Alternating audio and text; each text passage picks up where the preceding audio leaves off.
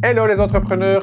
Vous le savez, pour créer votre entreprise, vous pouvez soit partir de zéro, soit reprendre une entreprise existante, soit profiter d'autres entreprises qui sont déjà dans le secteur. Nous allons donc parler aujourd'hui de franchise d'entreprise. La franchise peut être définie comme un système de collaboration entre des entreprises distinctes. Concrètement, le franchiseur accorde l'utilisation de son savoir-faire et de sa marque au franchisé. Le franchisé est celui qui en tire profit moyennant certaines conditions. Les franchises sont nombreuses dans le secteur du vêtement, du bricolage, de l'informatique, de la parfumerie, de la restauration rapide. Vous en avez autour de vous, tant et plus. Il existe différents types de franchises. Celles de distribution, celles de production ou celles de service. Vous avez d'une part des franchises simples et d'autre part des franchises plus larges qu'on appellera master franchise. La master franchise permet simplement de gérer des sous-franchisés dans une région donnée. La franchise peut être quelque chose d'intéressant si vous souhaitez commencer avec une certaine sécurité. Les avantages pour le franchisé sont effectivement nombreux, citons-les. D'abord, vous jouissez de la reconnaissance d'une grande marque. Le franchisé profite ensuite de l'expérience commerciale, logistique, financière du franchiseur. Le franchisé peut profiter de nouveaux produits ou services mis au point par le franchiseur aussi. Des formations techniques ou commerciales sont souvent proposées aussi pour renforcer le savoir-faire de l'entreprise. Attention toutefois, des inconvénients existent aussi et parfois de poids, méfions-en nous.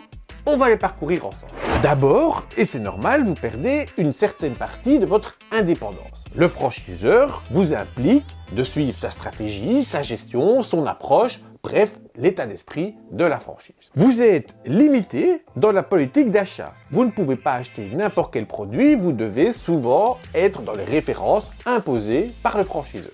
Vous devez parfois suivre des cahiers de charges très stricts par rapport à l'achat de certaines marchandises ou au développement de certains services. Enfin, vous allez devoir payer une redevance à l'entrée, mais aussi souvent une redevance régulière tout au long du contrat et parfois ça peut coûter très cher.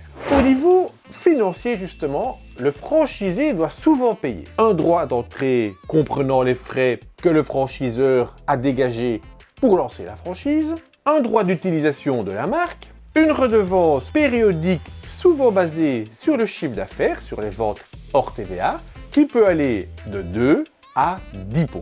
Méfiez-vous donc de ce qui pourrait vous être demandé au fil des ans, parce que parfois certaines franchises intéressantes au début peuvent se révéler très coûteuses en cours de route. Enfin, en fin de parcours, souvenez-vous que vous ne pouvez pas revendre votre fonds de commerce comme si c'était votre boîte. Une fois de plus, il s'agit d'une question de fait. Une franchise n'est pas l'autre, certaines peuvent être vachement intéressantes, d'autres vachement douloureuses.